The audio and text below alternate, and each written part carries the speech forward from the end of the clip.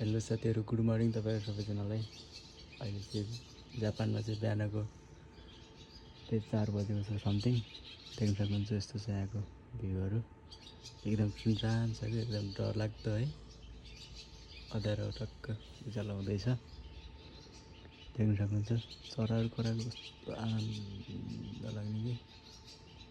म चाहिँ 4 बजिसक्यो अहिलेसम्म चाहिँ सुतिरहेको छैन। त्यही नै हो गाइजहरू। यसो मेरो रुम हो, म चाहिँ यसो बाहिर बाल्कनीमा बसेर चराहरूको आवाज सुन्दैछु क्या। यस्तो है नेपाल जस्तै फिल आउँदो रहेछ क्या यो चराहरूको आवाज सुन्दाखेरि चाहिँ। एकछिन शान्त भएर सुन्नुहोस् ल, कस्तो दामी सुनिँदो रहेछ कि। यो चाहिँ मैले पनि सुनेको थिएँ कि पहिला पनि। नेपालतिर त अब घर छेउछाउमा वनहरू हुन्छ, अब यहाँ पनि जङ्गल नजिकै भएको कारणले चराहरू चाहिँ एकदम सुनिन्छ कि यतातिर चाहिँ। एकदम खोइ घर यतितिर छ होला, कतातिर छ एकदम कराइरहेको छ। त्यही नै हो गाइजहरू।